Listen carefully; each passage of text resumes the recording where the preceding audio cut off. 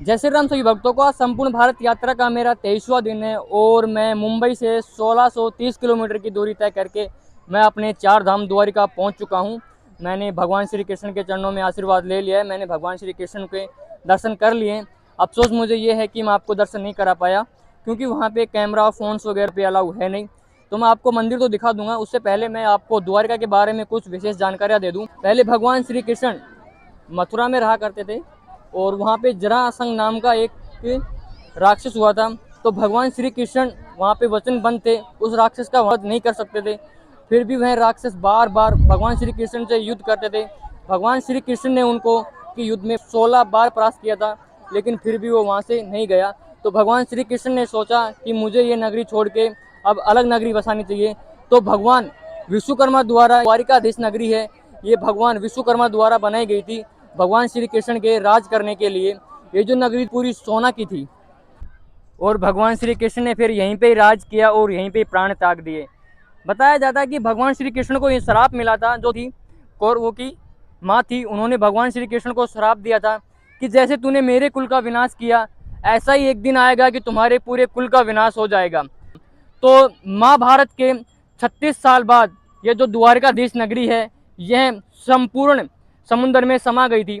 और एक विशेष बात, जो भगवान श्री कृष्ण की द्वारिकाधीश नगरी जो समुद्र के अंदर समा गई थी, खोज के बाद वह समुद्र में मिली है भगवान श्री कृष्ण की द्वारिकाधीश नगरी।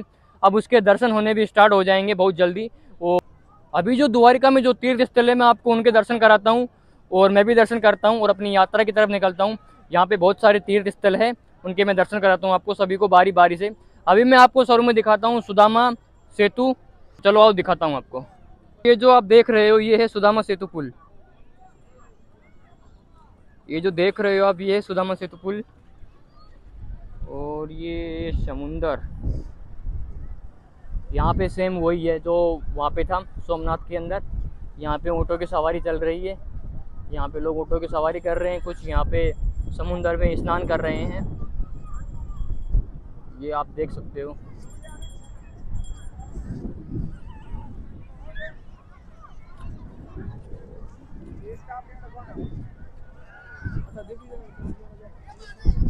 लोग सवारी कर रहे हैं ऊँटों की।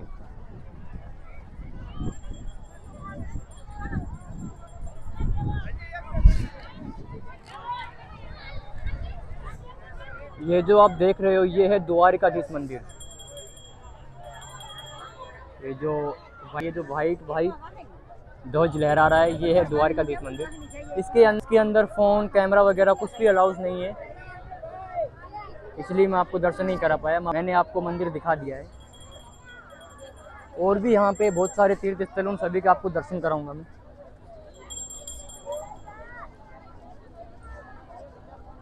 पब्लिक बहुत ज़्यादा है यार, और साथ में गर्मी भी बहुत ज़्यादा है।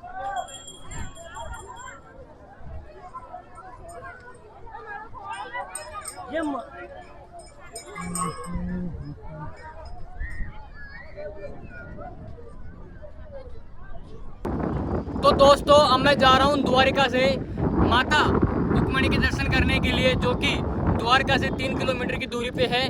मैं माता रुक्मणी के दर्शन करूंगा और आपके भी दर्शन कराऊंगा भगवान श्री कृष्ण की पत्नी माता रुक्मणी के। तो मैं जा रहा हूँ माता रुक्मणी के मंदिर और आपके भी दर्शन कराऊंगा और मैं भी माता के चरणों में आशीर्वाद लूंगा। तो आओ चलते हैं, ये है वो रास्ता। फाइनली दोस्तों मैं पहुँच गया हूँ लक्ष्मी माता मंदिर, भगवान श्री कृष्ण की धर्मपत्नी माता रुक्मणी के मंदिर। मैं दर्शन करता हूँ, आपको भी माता रुक्मणी के दर्शन कराता हूँ और मैं अपनी यात्रा की तरफ निकलता हूँ। तो चलो चलते हैं मंदिर के अंदर। तो फाइनली माता रानी के दरबार खुल गया। अरे यार ये तो वही यहाँ बात होगी धक्का मुक्की वाली। चलो भाई चलो माता रानी के दर्शन करो।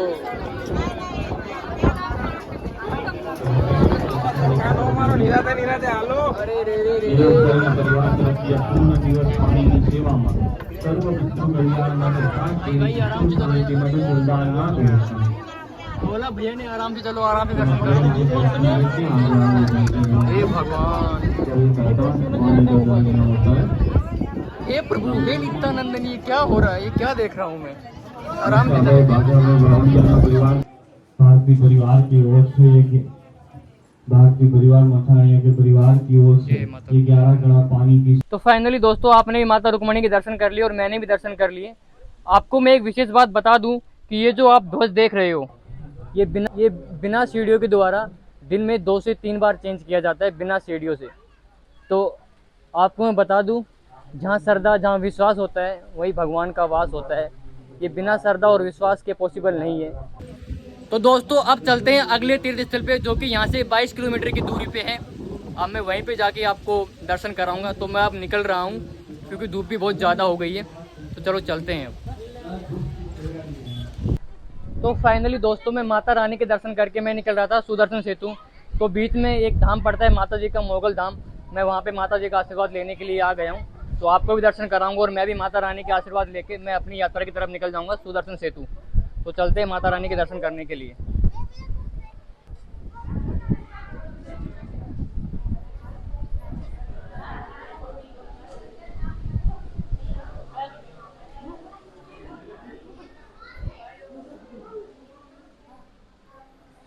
ये जो है मोगल धाम है माता रानी का। बहुत प्राचीन मंदिर है ये भी। आज से 1500-1600 साल पुराना मंदिर है ये। तो आप लोग दर्शन कर लिए। सभी भाई जोर से बोलना जय माता दी। तो दोस्तों साथ में इधर भंडारा भी लगा हुआ है और माता रानी का प्रसाद भी मिल रहा है।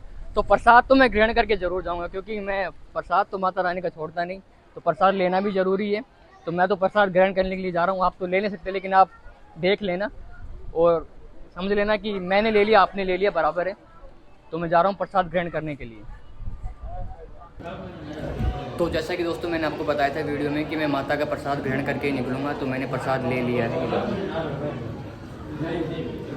अब ये ग्रहण करके ही मैं सुदामा सेतु निकलूँगा जो कि यहाँ से 15 किलोमीटर की दूरी पे है। तो वहीं पे मिलता हूँ मैं आपको। तो फाइनली दोस्तों मैं सुदर्शन सेतु पहुँच गया हूँ और आपको भी दिखाता हूँ और मैं भी देखता हूँ। तो चलो ये आ गया आभ्या माता मंदिर, बेट द्वारका और द्वारकाधीश मंदिर। ये देखो दिख रहा है। जय श्री राम। मुंबई मुंबई।